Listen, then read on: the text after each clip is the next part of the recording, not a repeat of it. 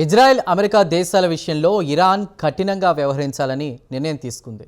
ఇందులో భాగంగా ఇజ్రాయెల్ ప్రధాని నెతన్యాహు, అమెరికా అధ్యక్షుడు డొనాల్డ్ ట్రంప్లను ఇరాన్ లక్ష్యంగా చేసుకుంది.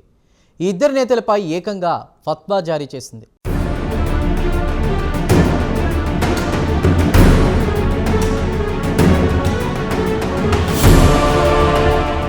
ఫత్వా అంటే ఆదేశమని అర్థం.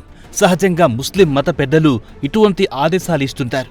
ఏదైనా ఒక కీలక అంశానికి సంబంధించి సాటి ముస్లింనుద్దేశించి మత పెద్ద లేదా పండితులు జారీ చేసే ఆదేశమే ఫత్వా. కాగా ఇజ్రాయెల్ ప్రధాని బెంజమిన్ నెతన్యాహు అలాగే అమెరికా అధ్యక్షుడు డొనాల్డ్ ట్రంప్లకు వ్యతిరేకంగా ఇరాన్ మత పెద్ద ఆయతుల్లా నాసర్ మకరేమ్ షినాజీ ఫత్వా జారీ చేశారు.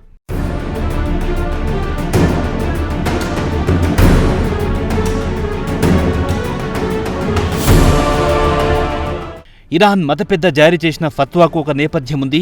ఇరాన్ విషయంలో ఇజ్రాయెల్, అమెరికా కొంతకాలంగా దుందుడుకుతనంతో వ్యవహరిస్తోంది. ఇరాన్ అణుశుద్ధి కార్యక్రమాన్ని యావత్ ప్రపంచంలో హైలైట్ చేసింది ఇజ్రాయెలే. అయితే తమ దేశ శాంతియుత ప్రయోజనాల కోసమే అణుశుద్ధి కార్యక్రమాన్ని చేపట్టినట్టు ఇరాన్ పలుమార్లు ప్రకటించింది. అయితే ఈ విషయాన్ని ఇజ్రాయెల్ నమ్మలేదు. ఇరాన్ అణువాయుధం తయారు చేసుకుంటే ముందుగా తమ దేశాన్ని లక్ష్యంగా చేసుకుంటుందని ఇజ్రాయెల్ బలంగా నమ్మింది. దీంతో ఇక ఏమాత్రం ఆలస్యం చేయకూడదని ఇజ్రాయెల్ ప్రధాని బెంజమిన్ నెతన్యాహు డిసైడ్ అయ్యారు.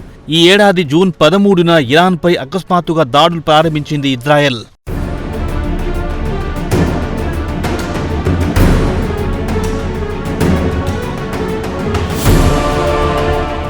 కాగా ఇజ్రాయెల్ దాడులకు ప్రతిగా ఇరాన్ కూడా దాడులు మొదలెట్టింది.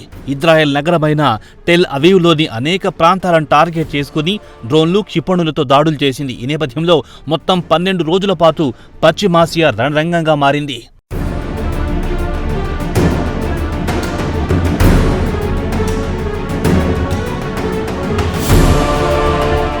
ఇదిలా ఉంటే ఇరాన్ అణ్వాయుధ కార్యక్రమంపై అమెరికా కూడా గురిపెట్టింది.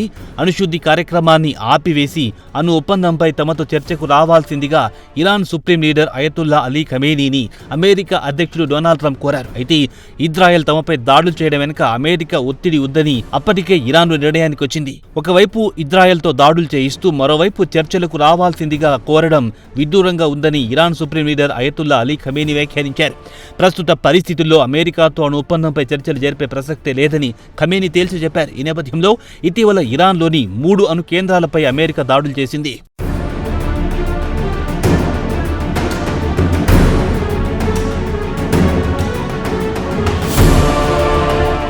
అయితే అమెరికా దాడులకు ఇరాన్ బదులిచ్చింది. ఖతార్లోని అమెరికా వైమానిక స్థావరాలపై ఇరాన్ సేనలు దాడులు చేశాయి. ఈ నేపథ్యంలో కాల్పుల విరమణ ఒప్పందాన్ని తెరమీదికి తీసుకొచ్చారు డొనాల్డ్ ట్రంప్. కాగా కాల్పుల విరమణ ఒప్పందానికి ఇటు ఇజ్రాయెల్, అటు ఇరాన్ రెండూ అంగీకరించడంతో కథ సుఖాంతమైంది.